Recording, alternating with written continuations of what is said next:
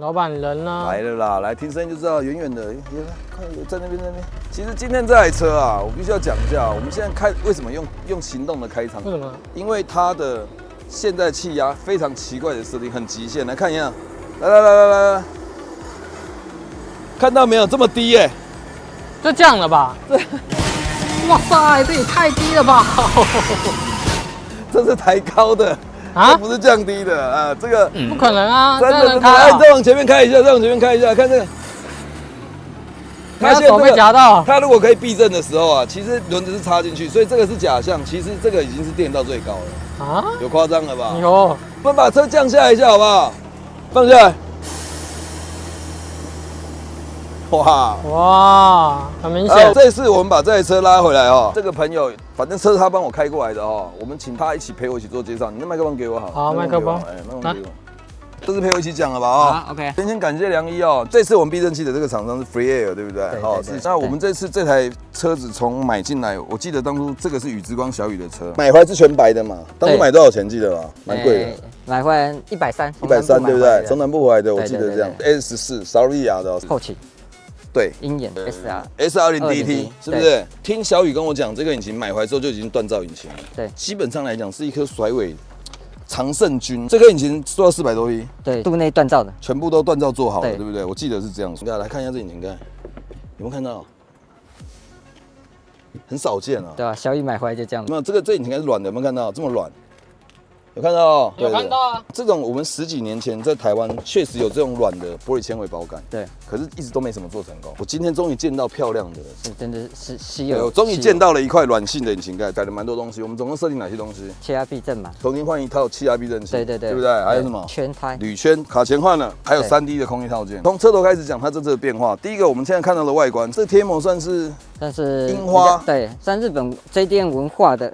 符合日本元素的配色哦，其实一看就很日本风。贴膜这样一车大概多少钱？对，价格大概11左右，全车贴膜。这其实是一个把犀牛皮贴上去出涂的概念，对不对？因为我看到这有透明的膜，一样是把它出涂在透明膜上面再贴上去的。樱花的一个配色。这套宽体我们当初买回来的时候呢，是绝版的宽体套件。对，但是灭合度不好。对它做了全车的灭合度修正，也就是说目前我们所看到的这些缝隙啊，不过也被贴膜贴掉了。对，那贴膜也贴掉了哦，反正已经修到都非常漂亮。烤成白色之后再去贴膜的。对，这一套宽影刀件，其实我们只是把它稍微把灭合度整漂亮之后呢，做了一套3D 扫描的这个风刀。这风刀加分不少。没错，这个套件呢，它碰不到这边是悬空的，第一层跟第2层直接做衔接，一个完整的支架，像尾一样有定风效果。所以它这个地方这样做，其实这样目前这样侧面单看立体还很好，而且把车子的侧面跟轮子这个地方整个做拉宽，去搭配这个宽体。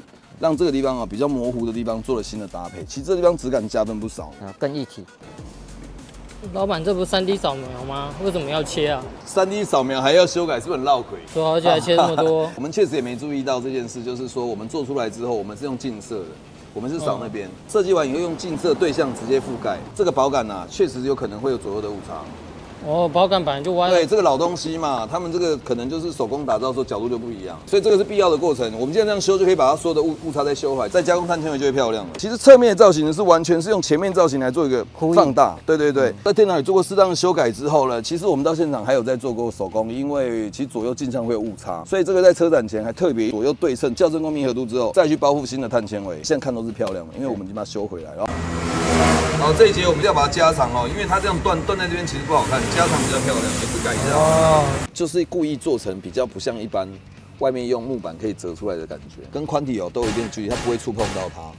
哦，然后呢，2层的感觉，还有加上这个海铁螺丝都有锁，还有加立体感。对，这个立体感也是3D 画上去，让它感觉起来不要那么样像自己在家拿木板折一折就可以折出来的感觉。替我们整体这样改装哈，省下不少时间，而且这样看其实这个地方轮子出来，这边就不会怪怪的。视觉上面有做一个填满的效果。我们用3D 去做改装的这个机会是越来越多了，真的在改变了。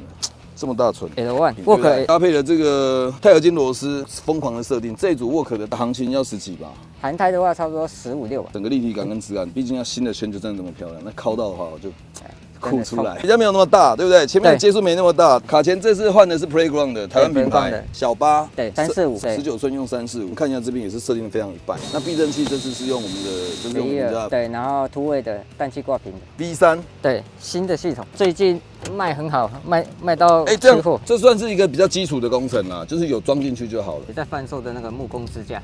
这是一个套装了，所以现在的木工支架已经是套装，就有几个款式可以选。对，但是这个是针对大部分的车型，或者说他想要露出来的话，因为有些人想要做隐藏的啊，但是隐藏的话就不一定可以用，因为空间不一定一样。双马达的，对，但是这个马达也是新的，新的系统就是这个样子了，新的气瓶跟新的马达，全部都是新款的，新款的样式就对。对。这主要多少钱？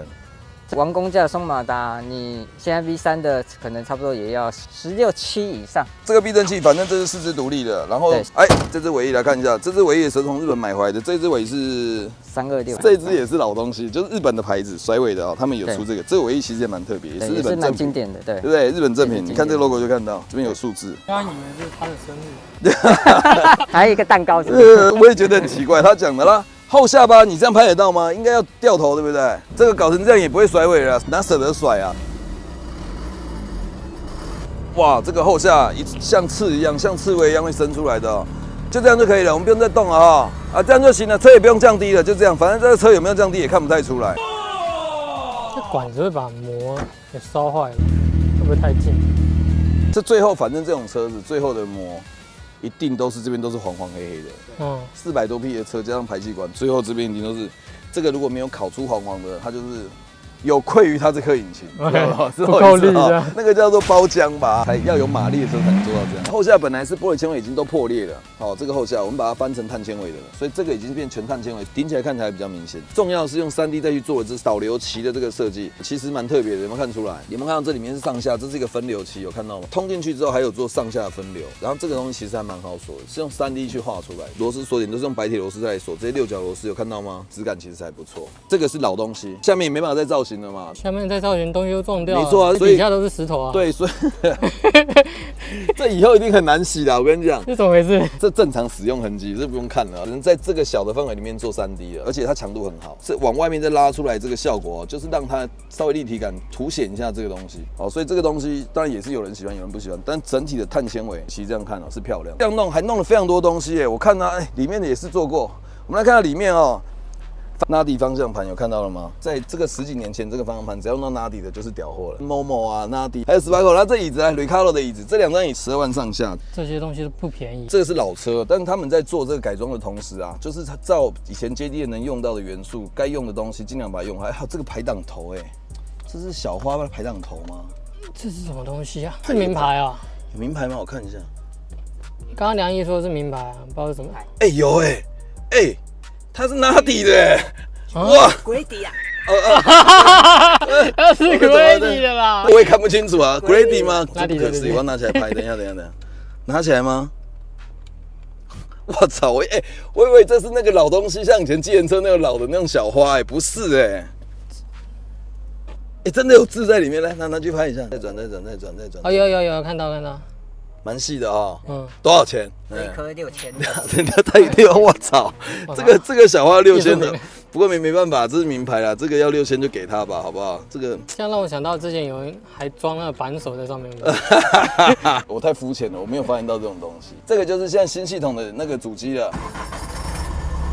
开机，是彩色的，对，而且是横屏，它可以左横跟右横，然后也可以直的，很帅。对 ，V3 新的一个程序，它会提示你马达在打，它会有一个跑马，G1、G2、G3，然后这一键到底就直接趴低了。OK， 后面还有装 NOS， 这个氮气加速也是真的，对应这个400多匹的镀内锻造引擎，就跟拍电影一样，你只要把它打开，闪电霹雳车，你再把它打开就可以作弊了。对，然后吹下去就赢了。也有吹下去会输的，对，也有吹下去会输的，没错。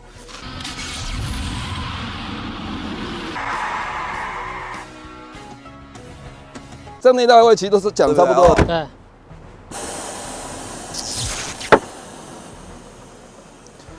一台这么老的老车其实在透过这个车主，如果真的是足够有爱，这次也是为了他们 SFT 的一个南部的一个车展，其实我们也弄了好几台进去了大家都是为了这个车展。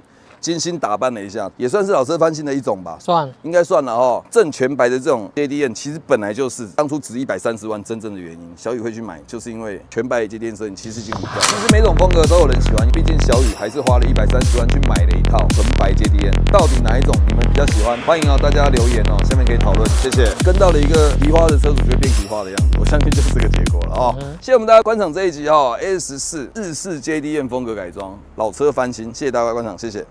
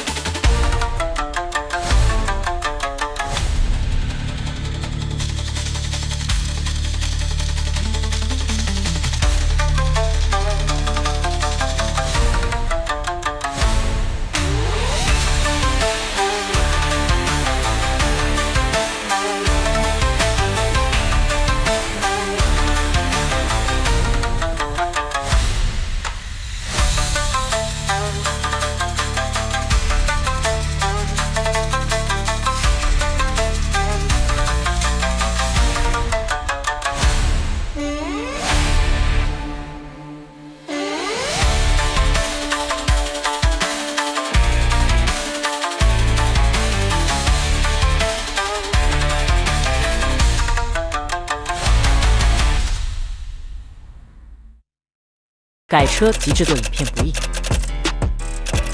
非常耗时耗工，续集请耐心等候。欢迎订阅并开启小铃铛，谢谢您的观看与支持。